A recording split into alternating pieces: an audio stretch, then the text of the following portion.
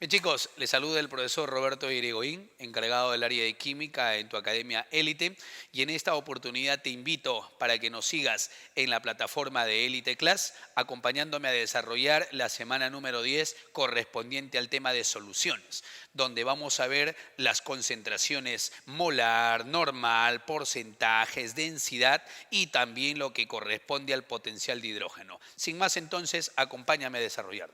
Bien chicos, bueno, vamos a trabajar el día de hoy lo que corresponde a un tema muy importante.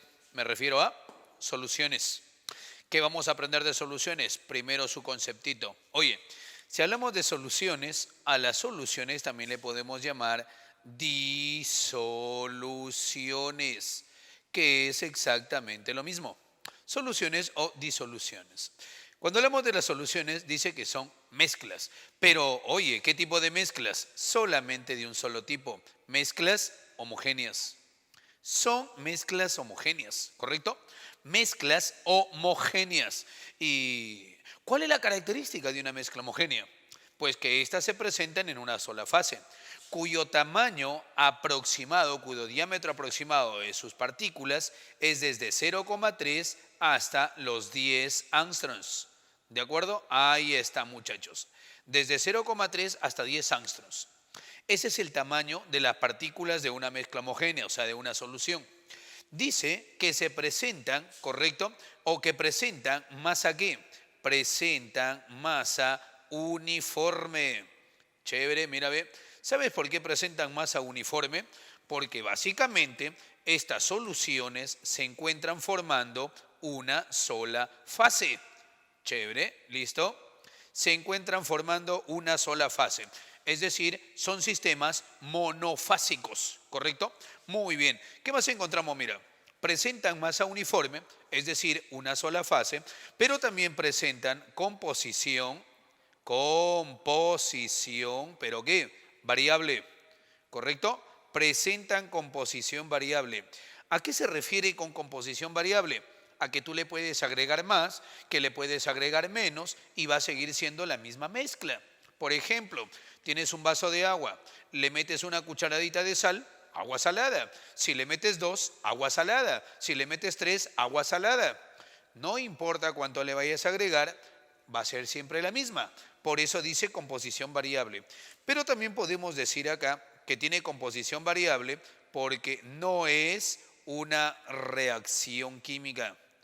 Ahí no existe una reacción química. Solamente que hay una mezcla de dos o más sustancias. Perfecto.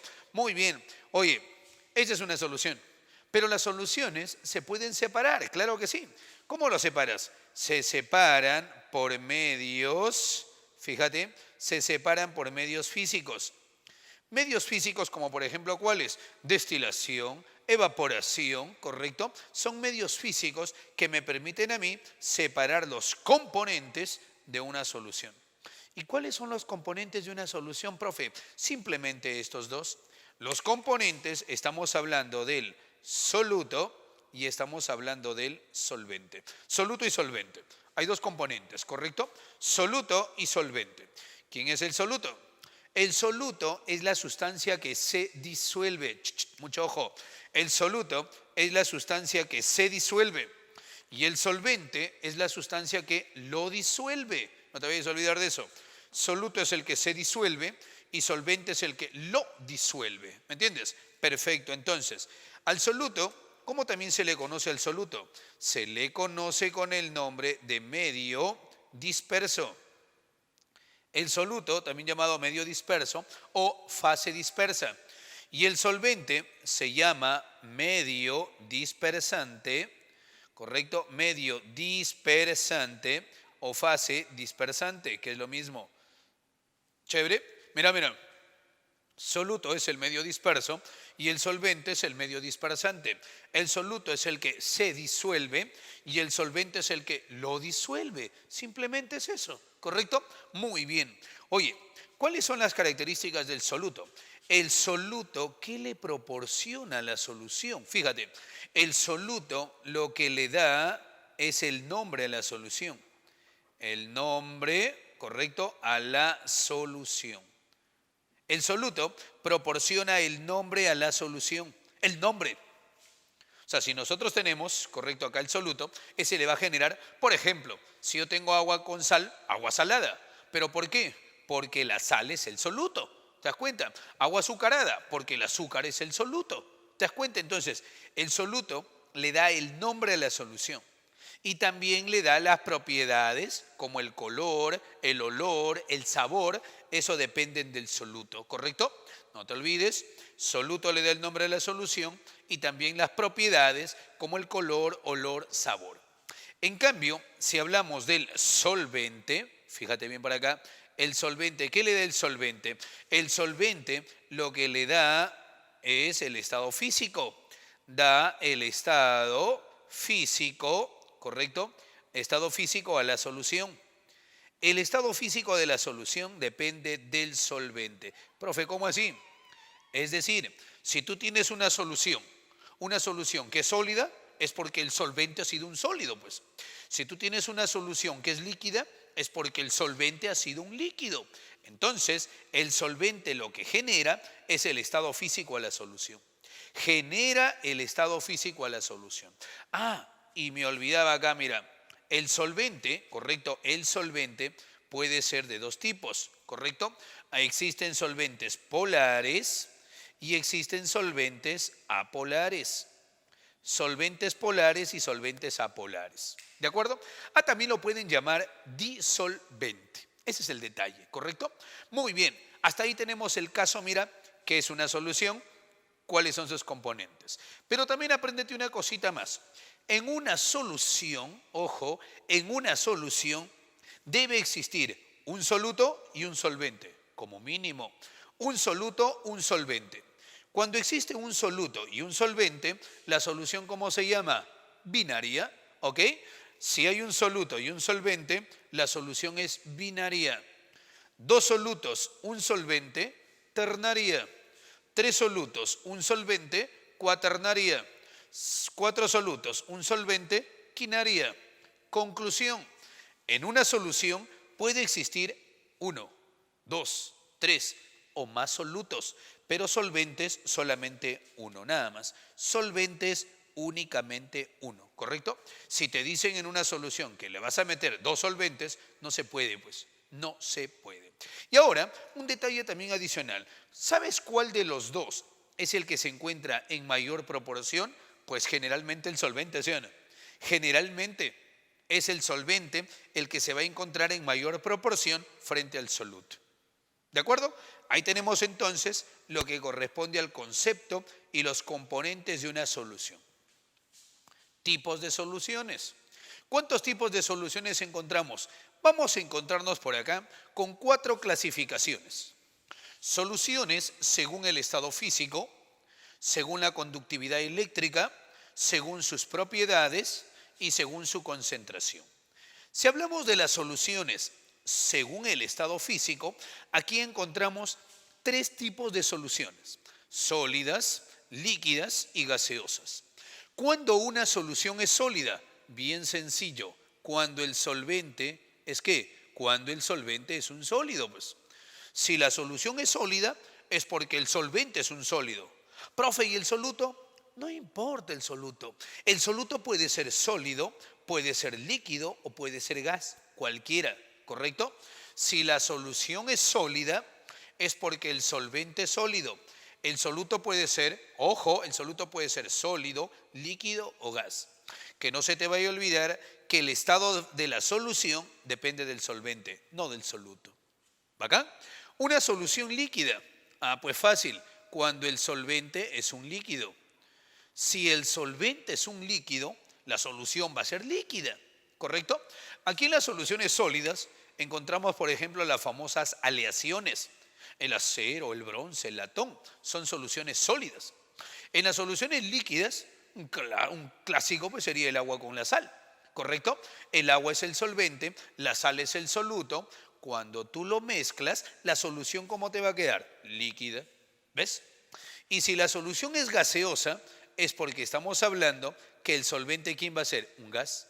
El solvente es un gas, pero siempre y cuando la solución sea gaseosa. ¿Ok? El soluto, pues el soluto puede ser sólido, puede ser líquido o puede ser gas. El estado de la solución depende del solvente. Siguiente, soluciones según la conductividad eléctrica. Muchachos, si hablamos de las soluciones según la conductividad eléctrica, encontramos a las soluciones iónicas. Si no te dice iónicas, también ¿cómo se le conoce? Se le conoce como soluciones electrolíticas. Perfecto. Soluciones electrolíticas. Pues, ¿quiénes son las soluciones iónicas? Son aquellas soluciones que conducen la corriente eléctrica, que conducen la electricidad. Bacán, mira, ve. ¿Quién es una solución iónica? El agua con la sal, ¿correcto?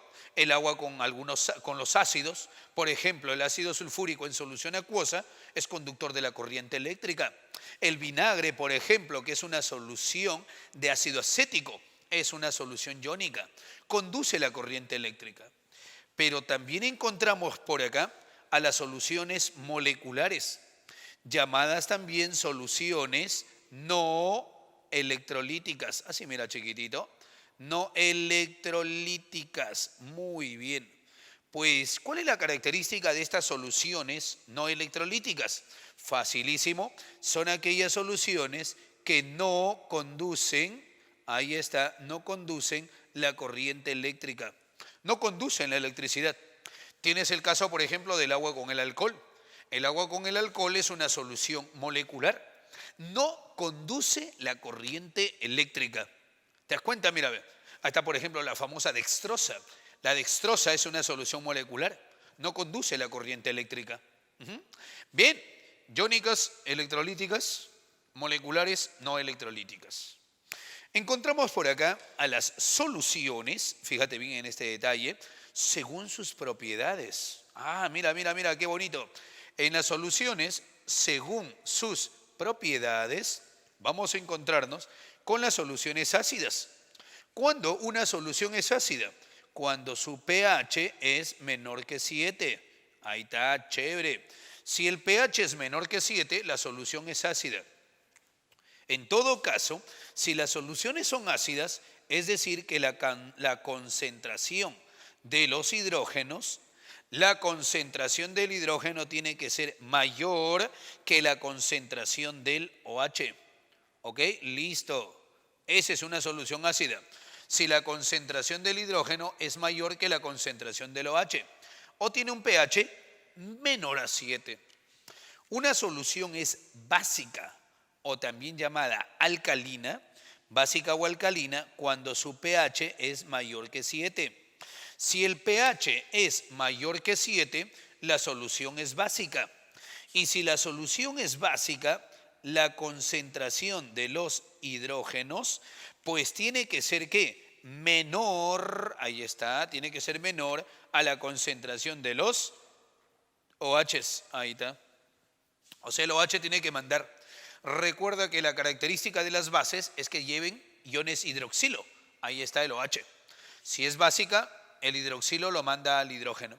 Si es ácida, el hidrógeno lo manda al hidroxilo. Así de fácil.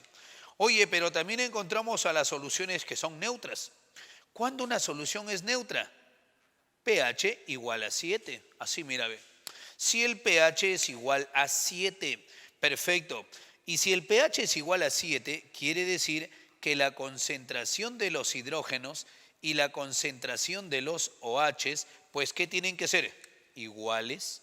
Ahí está. La concentración tienen que ser iguales. O en todo caso, que no se forme nada, pues se forme una sal nada más. Eso sería una solución neutra. Pero también encontramos acá, mira, las soluciones oxidantes. ¿De dónde viene esa palabrita oxidante? Pues eso viene del agente oxidante. Y si hablamos del agente oxidante, las soluciones oxidantes son aquellas que se reducen. Ok, mira, ve, son las soluciones que se reducen. Es decir, son las soluciones que ganan electrones. Ganan electrones, no te olvides. Una solución oxidante es aquella solución que se reduce, es decir, que gana electrones. Entonces, todo lo contrario vendría a ser una solución reductora. Las soluciones reductoras son las que se oxidan. Muy bien. Y si se oxida, ¿qué hace? Pues lógica, pierden electrones. Mira, si es una solución oxidante, pues entonces va a perder electrones. Pues. Solución oxidante y solución reductora. Ahí encontramos las soluciones según sus propiedades. Dentro de la clasificación, una de las más importantes es las soluciones según su concentración. Según la concentración, vamos a encontrarnos acá con 4 tipos importantes. ¿Me entiendes? 4 tipos. Una solución diluida, mira, estas son las más comunes. Una solución diluida es cuando en este caso el soluto, ¿correcto? Que viene a ser, mira, a ver, el soluto es menor. No, pero así, recontra menor que el solvente.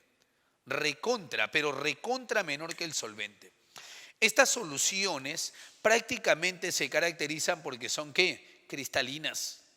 Se caracteriza porque son cristalinas.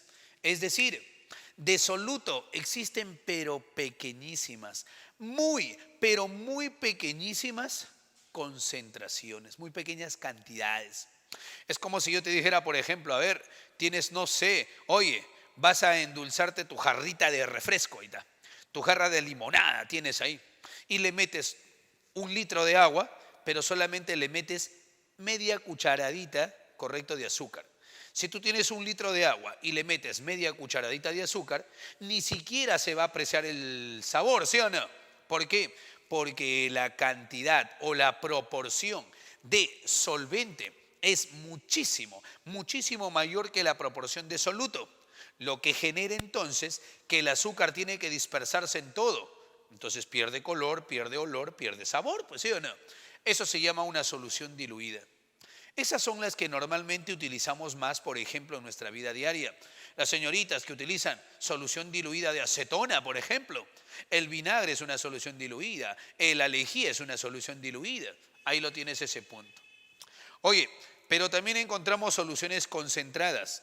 Cuando el soluto y el solvente están en esta proporción, mira. El soluto es menor o igual que el solvente. Es decir, tú tienes, te comentaba, tu jarrita de 1 litro de limonada.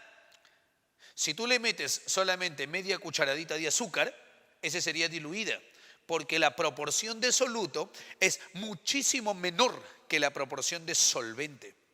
Pero, profe, ¿qué pasa si yo le meto de repente ya unas 3 cucharaditas de azúcar? ¿Te das cuenta que ahí el sabor va a aumentar, sí o no? Ya lo puedes percibir. Eso se llamaría concentrada. Por ejemplo, tenemos soluciones concentradas. El ácido muriático es una solución concentrada, ¿correcto? Tiene una mayor proporción de soluto, o sea, más cantidad de soluto.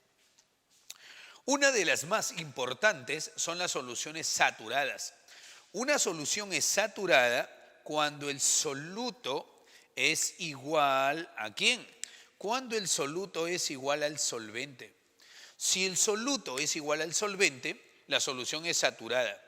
Pero estas solamente se obtienen a temperaturas ¿qué? Fijas. Muy bien.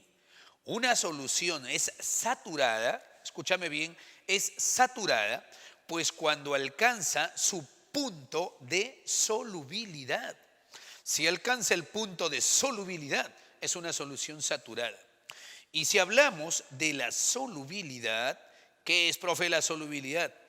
Es una propiedad física que mide la concentración máxima de soluto en 100 gramos de un solvente.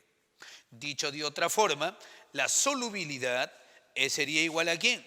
Es igual a la masa del soluto, pero como máximo disuelto sobre ¿cuánto? Sobre 100 gramos de solvente. Qué bueno, generalmente el solvente, ¿quién va a ser? El agua, ¿correcto? Generalmente el solvente va a ser el agua. Esa es una solución saturada. Una solución es saturada, no sé si te has dado cuenta tú alguna vez, por ejemplo, agarras tu tacita de café, está bien bacán ahí, y lo agarras, lo metes tu azuquitar, pues, metes tu azuquitar. Ay, métele azúcar y empieza a removerlo. No sé si te has fijado alguna vez que en el fondo de la taza todavía quedó azúcar, ¿sí o no? Agarra su cucharita y lo vuelve a mover de nuevo. pero sigue quedando. Y lo vuelve a mover y sigue quedando. Y lo vuelve a mover y sigue quedando. Profe, ¿por qué ya no se disuelve? No se disuelve porque el azúcar ya alcanzó su punto de saturación, ya alcanzó su punto de solubilidad. Es decir, dicho en palabras sencillas para que me entiendas, tú ya no tienes más moléculas de agua para disolver al azúcar que está ahí en exceso. O sea que ya alcanzó su punto de solubilidad, ya no se puede disolver más a esa temperatura. Profe, pero sí puedo disolverlo. Claro que sí. Dos opciones. Le metes más agua, correcto, y lo disuelves. O en todo caso lo calientas. Cuando los solutos son sólidos o líquidos, si los solutos son sólidos o líquidos, generalmente aumentas la temperatura, aumenta la solubilidad. Es decir, más lo calientas, más disuelves. Pero eso sucede generalmente cuando el soluto sea sólido o líquido. ¿Qué pasaría si el soluto es un gas? Si el soluto es un gas, aumentas la temperatura, la solubilidad va a disminuir. Ese es el detalle. Entonces no es lo mismo, pues, en sólido, en líquido y en gas. En sólido y en líquido, ¿correcto? La solubilidad y la temperatura generalmente son directamente proporcionales. Pero en los gases, la solubilidad y la temperatura son inversamente proporcionales. Eso es en lo que corresponde entonces a una solución saturada.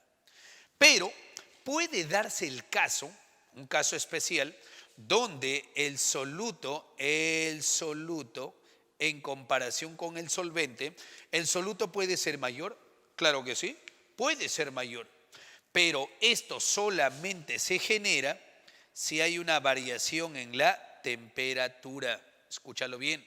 Si hay una variación en la temperatura, pues entonces, si cambia la temperatura, ahí sí puedes tener sobresaturada.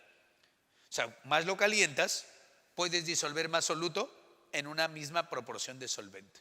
¿Te das cuenta? Esa sería una solución sobresaturada. Hasta ahí, muchachos, tenemos lo que es concepto de soluciones, componentes de una solución, y tienes un esquema rápido y sencillo nada más de los tipos de soluciones. Pero para resolver un problema de soluciones, ¿qué necesitamos? Formulitación. Y ahí vienen ¿quiénes? Las unidades de concentración. Existen, y vamos a trabajar nosotros nada más en esta oportunidad, con dos tipos de unidades.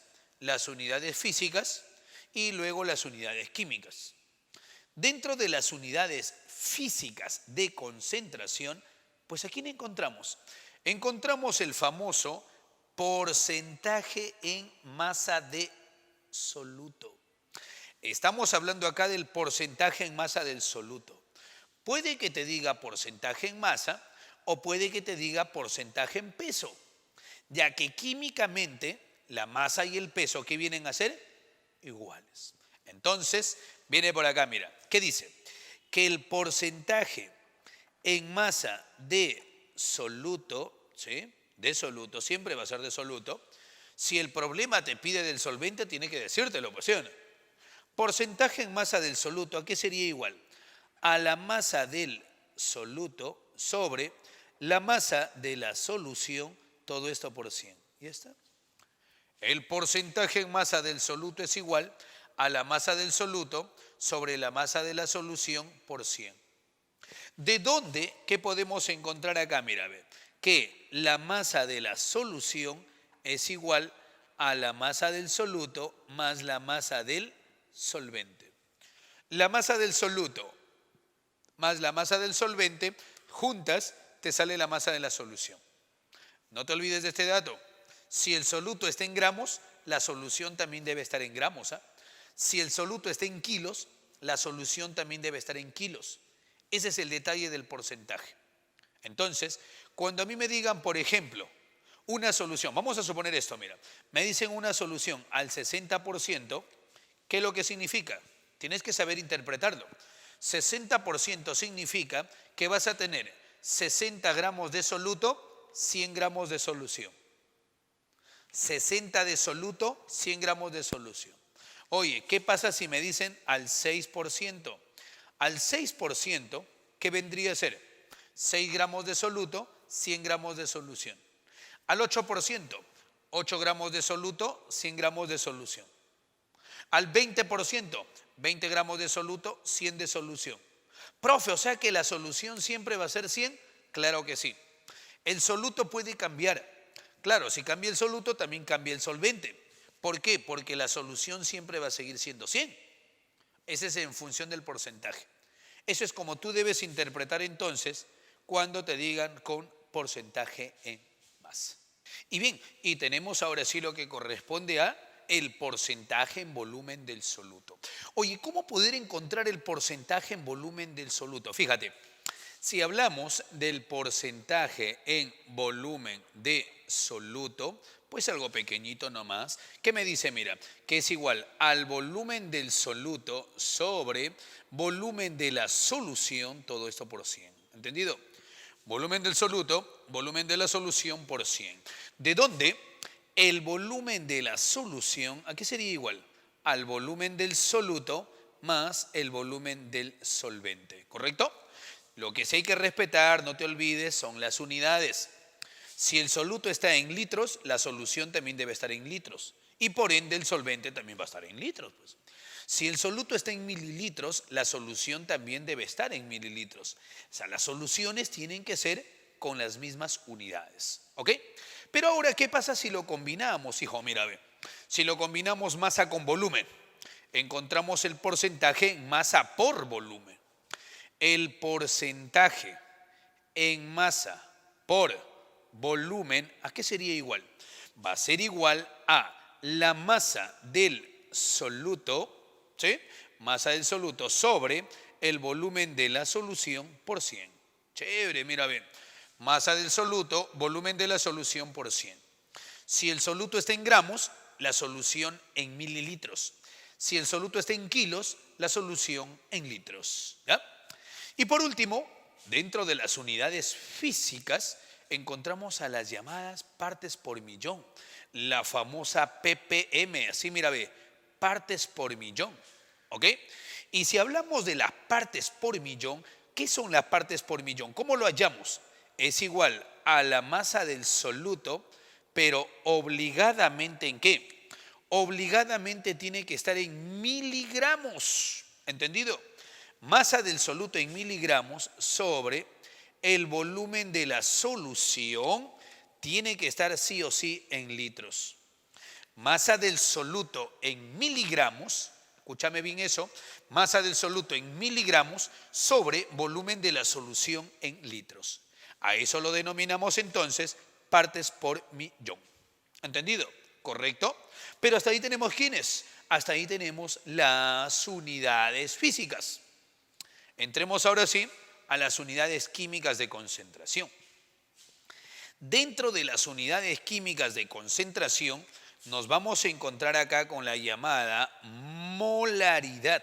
Fíjate, mira, ve, la M mayúscula, molaridad. Encontramos a la normalidad, molaridad, normalidad.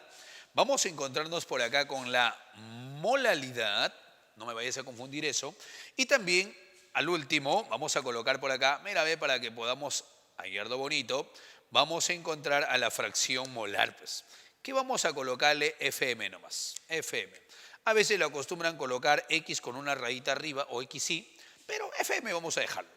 Fracción molar, molalidad, normalidad y molaridad. ¿Ya? No me confundas esas 4 unidades químicas de concentración importantes. Y ahora vamos con la primera, pues hijo, la molaridad. Molaridad. Fíjate bien acá, mira. Si hablamos de la molaridad, ¿correcto? ¿Sabes a qué es igual la molaridad? Mira, ve. La molaridad, que a veces no solamente te puede decir la M, sino también puede estar así, hijo, mira, ve. También puede estar así, ¿correcto? Que te pueden decir mol sobre litro. Chévere. Mol sobre litro es igual a decir ¿qué? Molaridad. Es igual a decir molaridad. Entonces, la molaridad es igual a ¿quién? Es igual al número de moles del soluto sobre el volumen de la solución en litros. ¿Entendido? La molaridad es igual a N, ahí está la N, PTP, bonito, bonito, bonito, bonito, ahí lo colocamos. La N, que es el número de moles. Número de moles del soluto sobre el volumen de la solución en litros.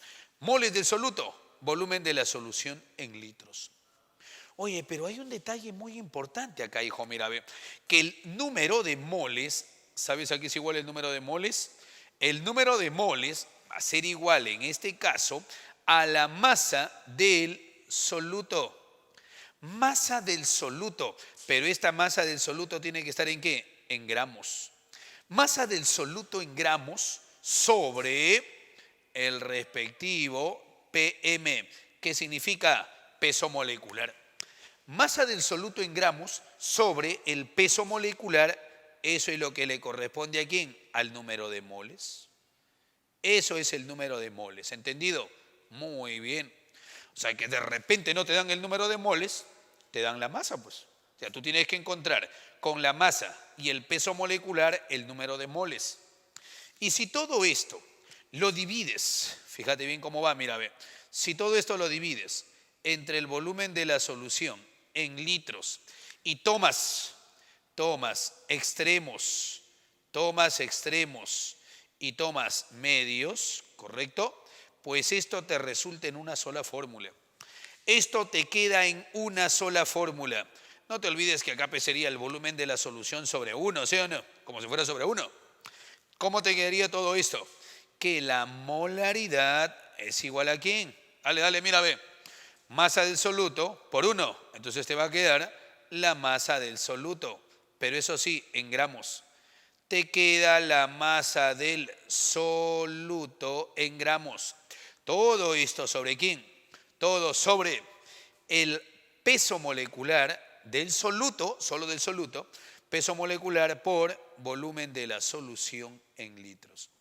Y de esta manera, ahí encontramos entonces la famosa fórmula de la molaridad. ¿Cómo sale de este proceso? Del número de moles del soluto sobre el volumen de la solución en litros. Esa es la molaridad. Entremos a la normalidad. Ahora, si entramos a la normalidad, mira la normalidad, lo he sacado por la partecita de acá, dice que la normalidad es igual a ¿quién? Es igual al número de equivalentes gramo del soluto. Chévere. La normalidad es igual al número de equivalentes gramo del soluto. Todo esto sobre el volumen de la solución en litros. Número de equivalentes gramo del soluto. Escúchame bien. Número de equivalente gramo del soluto sobre el volumen de la solución en litros. ¿De dónde? El número de equivalentes. ¿Sabes a qué es igual el número de equivalentes? Mira, el número de equivalentes vendría a ser igual a la masa del soluto, pero en gramos, sobre el PE. Ya no peso molecular, sino peso, ¿qué dice? Equivalente. ¿Ok? No peso molecular, sino peso equivalente. Eso es el proceso. ¿Correcto? Sobre el peso equivalente. Si todo esto lo divides entre el volumen de la solución en litros, lo divides entre el volumen de la solución en litros y coges extremos con medios, tomas extremos con medios, pues te resulta una sola formulita también para la normalidad. ¿Y cuál es la fórmula de la normalidad? Que la normalidad sería igual también acá, mira, a la masa del soluto, pero en gramos, sobre el peso equivalente por el volumen de la solución en litros. Eso es lo que corresponde entonces a la llamada normalidad, fíjate. Normalidad. ¿Entendido?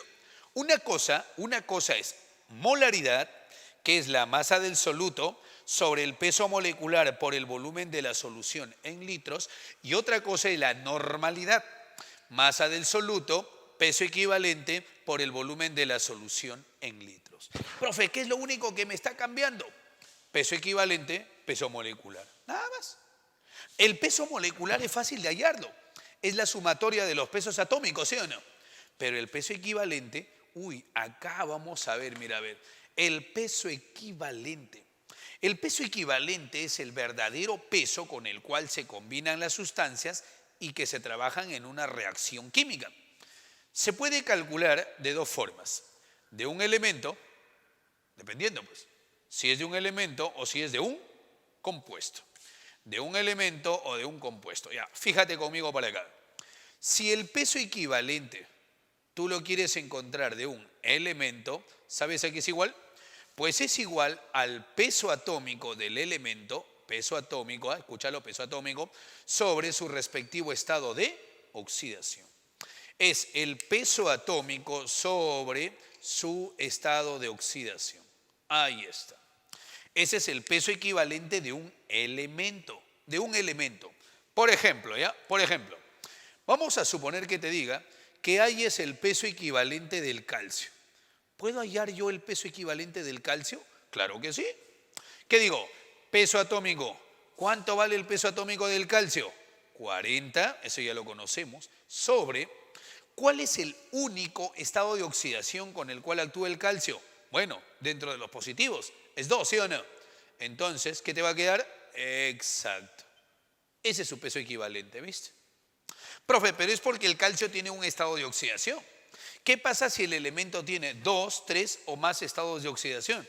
Si tiene más estados de oxidación, el problema te tiene que decir con cuál lo vas a trabajar, pues. El problema tiene que decirte con cuál de los estados de oxidación tú lo vas a trabajar acá. Con eso me hallas el peso equivalente, que no es nada del otro mundo, pues. No es nada del otro mundo, ¿correcto? A ver, un hito más. ¿Sabes cuál es el peso equivalente, por ejemplo, del aluminio? Fácil. El aluminio, su peso atómico, ¿cuánto es? 27. Su estado de oxidación con el cual trabaja, 3.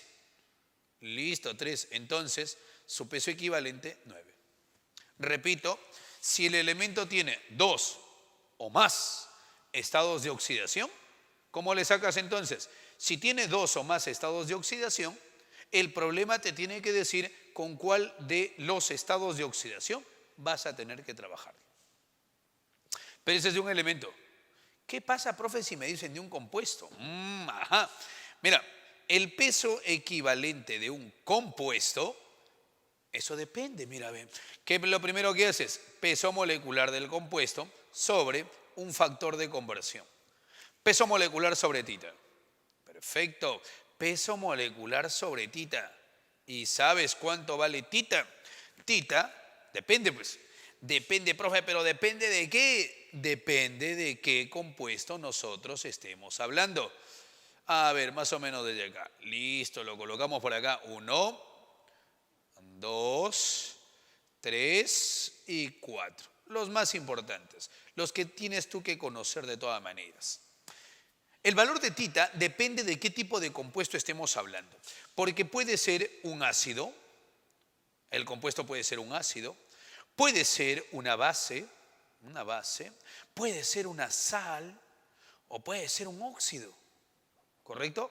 Los 4 principales, un ácido, una base, una sal o un óxido. Si es un ácido, el valor de tita, ¿cuánto vale el valor de tita? Si es un ácido, es igual al número de hidrógenos, pero hidrógenos ionizables. Número de hidrógenos ionizables. ¿Qué significan hidrógenos ionizables? Hidrógenos que no estén unidos al átomo central, haciendo su notación de Lewis, claro está. Entonces, si es un ácido, el número de hidrógenos ionizables. Si es una base, el número de OHs. ¿Correcto? Si es una sal, el valor de tita es la sumatoria de la carga. Sumatoria de la carga positiva o negativa. Recomendación personal, trabájalo con la carga positiva. Es mucho más fácil. ¿Por qué? Porque la carga positiva le corresponde al metal y el metal en una sal siempre va primero. Entonces, más rápido le saca la sumatoria de la carga positiva. Y si es un óxido, yo sugiero esto, 2 multiplicado por el número de oxígenos. Con eso entonces, ¿qué crees que vas a hacer? Con eso me vas a sacar el valor de tita. Y conociendo tita, ya tienes el peso equivalente. Ya tienes el peso equivalente. ¿Correcto? Muy bien. Mira, acá tenemos 8 pequeños ejercicios para poder trabajar. Vamos a ver si es cierto. Peso equivalente del HNO3.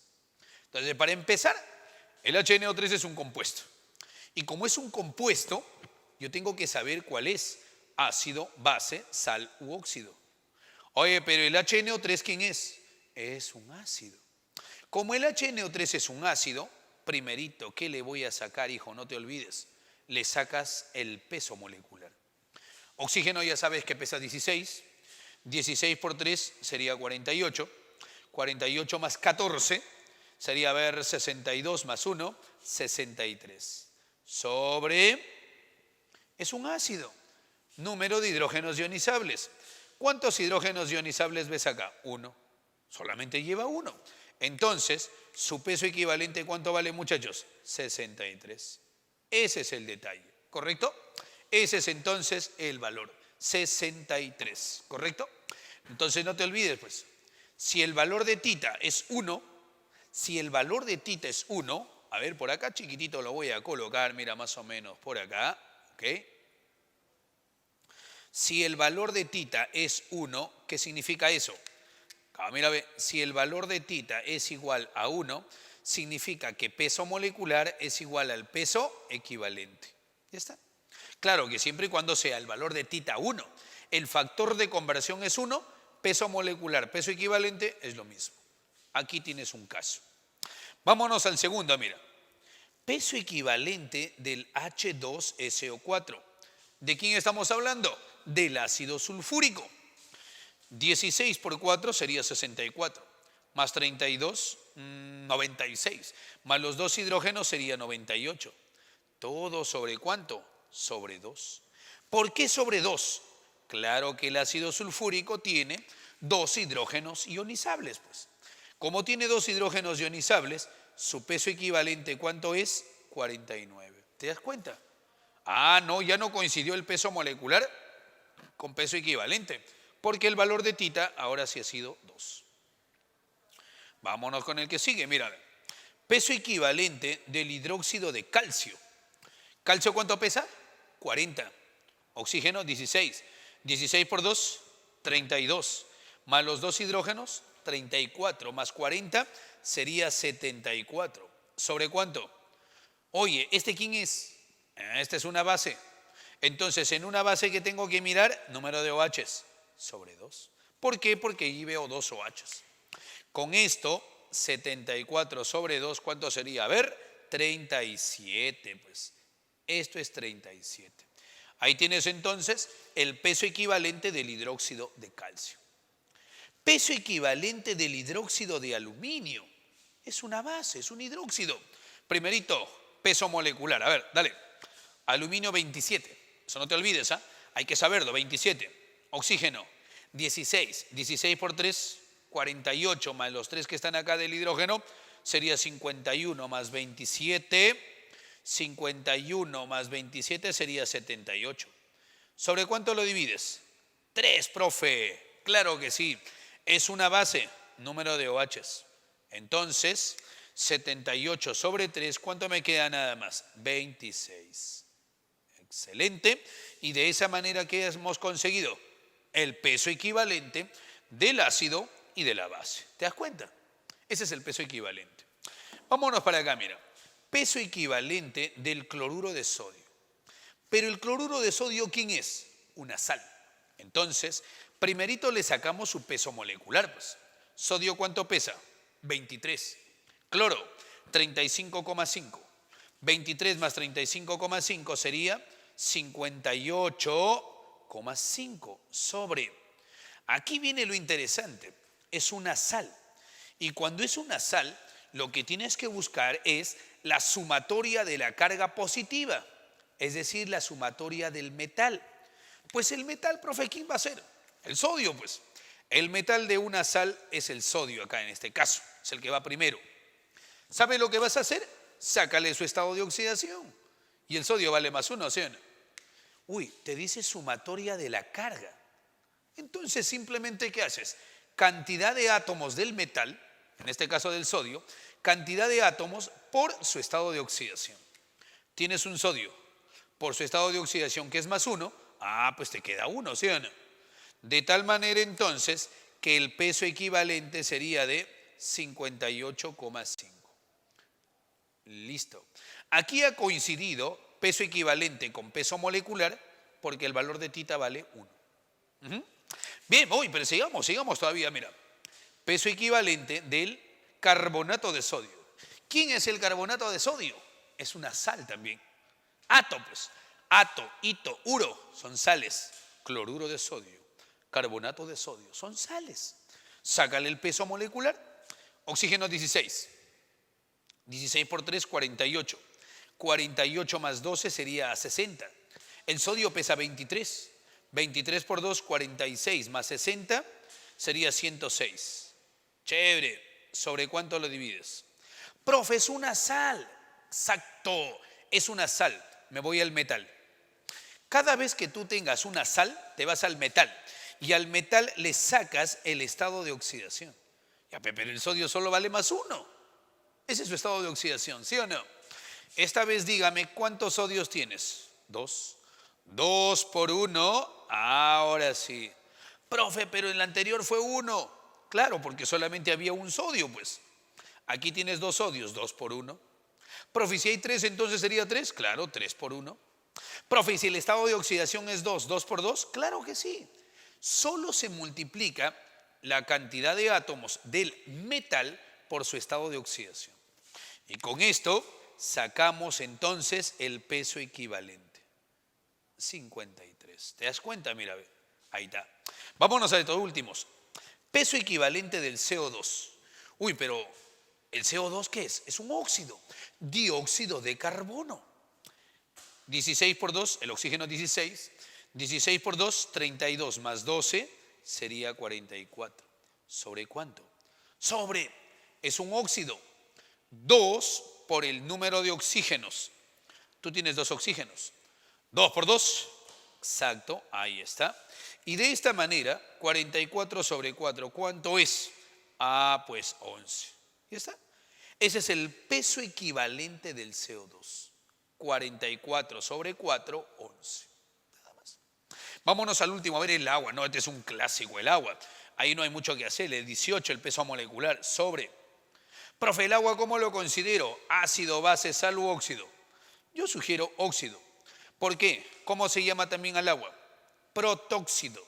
Protóxido de hidrógeno. Entonces, 2. ¿Por qué 2? 2 por el número de oxígenos. Tienes un oxígeno por 2. De esto, ¿cuánto me sale entonces su peso equivalente? 9. Entonces, con eso hallamos el peso equivalente. Y con el peso equivalente hallamos la normalidad. ¿Te das cuenta? Solo que hay que tener en cuenta si el valor de tita es 1, peso molecular y peso equivalente va a ser lo mismo. Entonces, si el valor de tita es 1 y peso molecular y peso equivalente es igual, significa que la normalidad y la molaridad también van a ser iguales. Pero siempre y cuando tita sea 1. ¿Ok? Y vámonos para acá con la molalidad. Mira, ve, molalidad. Fíjate, la molalidad es igual a ¿quién? Número de moles del soluto sobre, número de moles del soluto sobre la masa del solvente en kilogramos. Masa del solvente en kilos. Uy, pero hay que tener en cuenta que el número de moles del soluto, cosa que ya le hemos visto también acá, ¿a qué es igual el número de moles del soluto? A la masa del soluto sobre el peso molecular. Es igual a la masa del soluto en gramos sobre su respectivo peso molecular. ¿Entendido? ¿Eso es quién? Esto que está acá, de que estamos hablando, del número de moles. Listo. Y si tomamos el número de moles, fíjate bien por acá en este datito, si tomamos el número de moles, y lo combinamos acá, ¿correcto? Extremos y medios y te resulta una sola fórmula, mira. Que la molalidad, ¿a qué sería igual la molalidad, muchachos? Es igual a la masa del soluto en gramos sobre ¿quién? El peso molecular por la masa del solvente en kilogramos. Si lo comparas, la molalidad y la molaridad, ¿qué es lo que cambia? En la molaridad es volumen en litros y en la molaridad es masa del solvente en kilos. Ajá, bacán. Vamos con la fracción molar, mira. ¿Qué me dicen? Hay dos opciones, que sea fracción molar del soluto o también que sea la fracción molar del solvente. Fracción molar del soluto. ¿A qué es igual la fracción molar del soluto? Es igual al número de moles del soluto sobre el número de moles de la solución. Y la fracción molar del solvente es igual al número de moles del solvente sobre el número de moles de la solución. O sea, solamente cambias ¿qué? Moles de soluto, moles del solvente. Ah, pero eso sí, hay que cumplir un requisito muy importante. ¿Cuál es? Que la fracción molar del soluto más la fracción molar del solvente, ¿cuánto tiene que ser? 1. Siempre vale 1, siempre vale 1. Y que además el número de moles de la solución es igual al número de moles del soluto más el número de moles del solvente. Chévere, ¿sí o no? Ahí están las formulitas, muchachos, para poder trabajarlas. ¡Qué emoción, muchachos! Y ahora viene algunas relaciones importantes, algunas conversiones que tú tienes que hacer, entre las cuales encontramos la relación entre M y N. ¿Qué significa? Entre molaridad y normalidad. ¿Cómo convertir molaridad a normalidad o normalidad a molaridad? Pues simplemente ¿qué le aplicas? El nemo. Aplicas el nemo. Ahí está. ¿Qué significa? Que la normalidad es igual a la molaridad por tita. Profe, pero ¿y cuánto vale tita? Depende, pues. Si es ácido, base, sal u óxido. Y no te olvides que si el valor de tita es 1, fíjate, si tita vale 1, normalidad y molaridad van a ser iguales. Pero si es que tita vale 1. Y también encontramos, acá hay una relación entre la molaridad, porcentaje en masa y la densidad. Densidad, símbolo de la densidad. Me dice lo siguiente, mira, que la molaridad, una sola fórmula que relaciona las tres, es igual a ¿quién? 10 por el porcentaje en masa por la densidad sobre el peso molecular, ¿correcto? Sobre el peso molecular. Muy bien. De esta manera entonces tú puedes encontrar ¿quién? Puedes encontrar la llamada, ¿correcto? Molaridad. Y con esa molaridad y el valor de tita lo puedes convertir a normalidad, ¿sí o no?